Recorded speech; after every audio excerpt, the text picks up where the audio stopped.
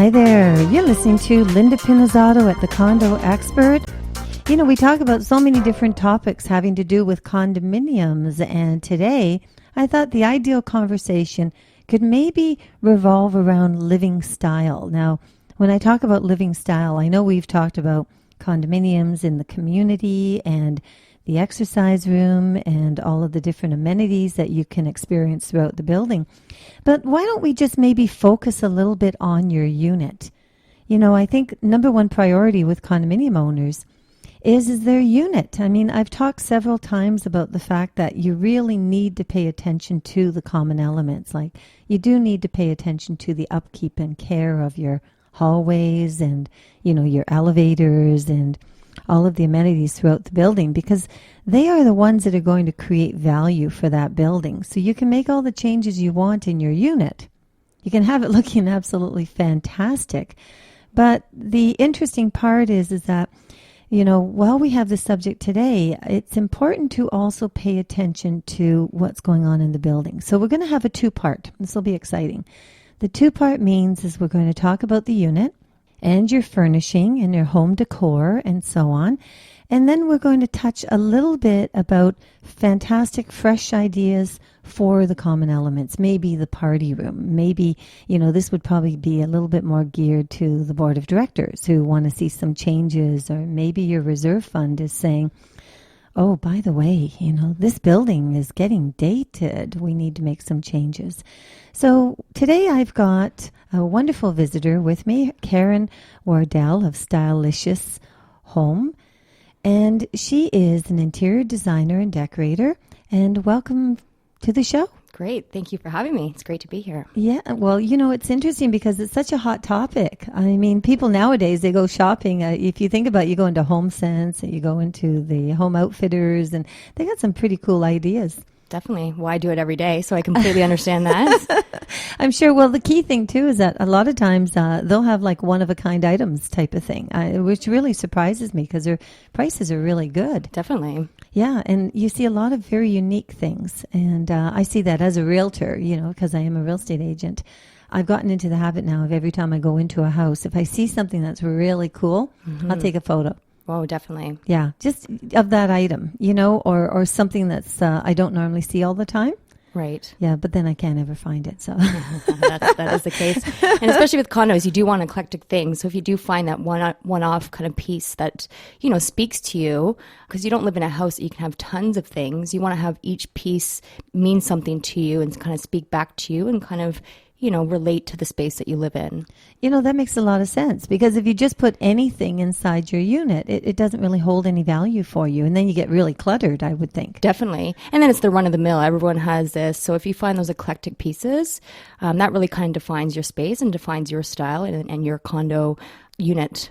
Yeah. Oh, absolutely. Well, you know, it's funny because if we focus a little bit on, say, the living room area, because I guess that's probably the highlight. Is that the highlight spot of the unit? Yeah, I would say so. Kind of like the kitchenette, eating area, and the living space tends to be one room.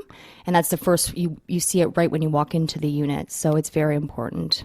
Now, how are you finding, like, as far as paint colors and so on, if people are staying a little bit more neutral as opposed to darker shades because of the size of the units? Definitely. I always recommend kind of staying in a neutral, like a light palette, because it will open the space. If you do like a dark blue or dark green or dark reds, which I'm usually not inclined to anyways, but that will close in the space. So if you have 800 square feet and all your walls are blue, you're going to feel like it's maybe 600 square feet, where if you do like a natural linen or like a lighter gray, it's going to open up the space and make you feel like you have 1,000 square feet. Oh, and that's important, you know, because it's all visual. Definitely. It's all visual. Well, what about, you know, you see some people and they'll paint all the walls light, but then they'll choose one wall, like just maybe an accent wall. Right. Yeah. So how would that play out? Because, I mean, sometimes I've seen them where they've gone like chocolate brown. You know, I'm not sure about that one. Yeah, it might be a little bit too bold, like the extreme. It's interesting, and accent walls tend to kind of go in and out. Right now, I would say it's out. I'd say more it's accent wallpaper walls, but you have to have the architecture to allow that. You can't just pick one random wall and, you know, attract everyone's eye to it. It has to have ductwork or be set in or set out, and, you know, define that wall as an accent wall. That's a great idea because the ductwork will tend to bring the ceiling down. So then does that actually increase the height of that wall? Does it make it visually more appealing, I would think? It tend to actually brings it down, but if it's inset beneath the ductwork, then that's the opportunity to do an accent wall with wallpaper or with paint. If you just pick a random wall anywhere, it just kind of seems out of place, and everyone's eye attracts to that. But if you make an accent wall and do that with a feature of like maybe your TV or other items like a bed or things like that, that's how you define that accent space. Fantastic. So, it's funny too because you talk about wallpaper. I've noticed that wallpaper is right back in the swing of things. It's just so pretty. It's so pretty and decorative as opposed to just the plain Janes. Mm-hmm. So which one comes first? You have your furniture, you get your wallpaper, or you get your wallpaper and then you go out and shop for your furniture? I say pick your big accent pieces first, so furniture, kind of like the layout, accent rugs, and then play around with accent pieces like throw cushions, decor pieces, and potentially an accent wall after that. It's always harder to pick your accent pieces and then trying to find furniture for that. I'd say pick all your neutral items first and then play around and have fun with your accent pieces. So I guess if you're looking at the largest item inside the unit, that obviously is going to be, getting away from the bed. Yes. Forget the bed. We need the bed. But couches, sofas. So I gather whether or not, some stores right now are really pushing forward because they're realizing that we're very limited on space in condominiums. So these couches are no longer the big four-seaters and, the huge armrests and high backs and so on. They're really trying to bring them down a bit, aren't they? Definitely. And the armrests tend to be thinner now and shorter.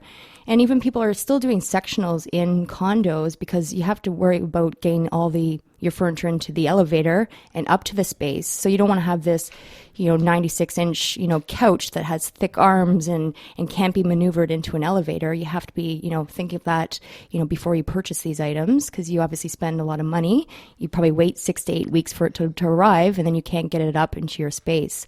So just really working on with, the elevator space, getting into your space. And I usually recommend if you're not working with the designers to kind of plan out your space and even potentially taping out your 76-inch couch with your coffee table and measuring it and taping it all out, see if you can walk around the space before you purchase all these big ticket items.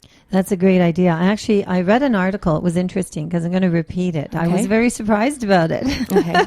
Because when you talk about the size of couches, they're saying that an average sofa is anywhere from 72 to 96 inches. Correct. I've seen it myself where some of the legs can range anywhere from like 4 inches, 5, 6, even 7 inches. I can't believe it because some couches, you can't even remove those legs. Yes. So now what? I don't think very few people go and shop for a couch and look to see whether or not they can remove the legs on the sofa. Right.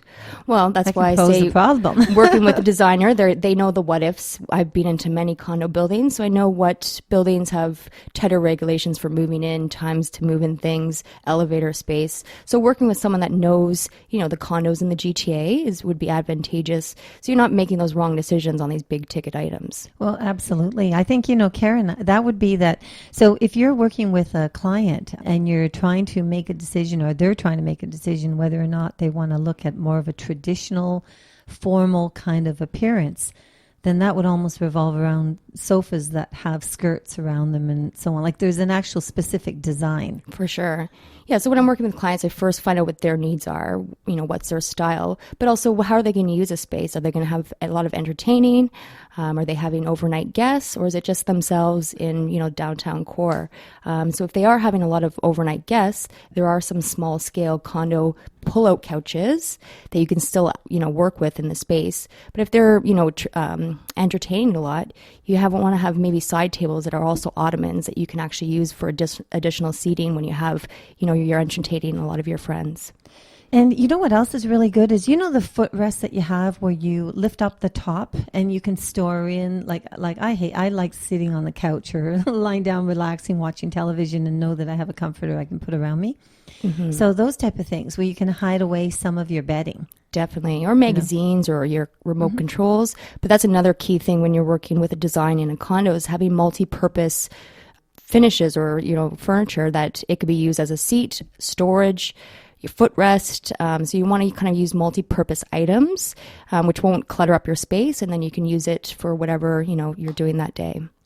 These are all key points, Karen, and that's why it's so important for people to call you, because if they're calling you and they can sit down and discuss this and prepare ahead of time, I think long term they're going to create a much nicer feeling within their units and economically workable. Definitely. That's the key thing. Definitely. Yeah. And another thing to go back on that, another thing I consider when I'm designing a space is first is the client's needs, but also the building itself. We have such a diverse condo buildings in the GTA. For example, downtown Toronto, you might have very industrial where there's brick exposed, all the ductwork in the ceilings exposed. So I'd be more inclined to do an industrial, maybe reclaimed dining room tables and more of an industrial feel, where here in Mississauga, we have the Absolute building, the Marilyn Monroe buildings, where they're very contemporary, and you wouldn't want to be doing traditional spaces in that building. So I also work with what the building dictates, as well as with my client's needs, and then potentially who is buying in that area, so I can guide my client into the proper, design feel for that space.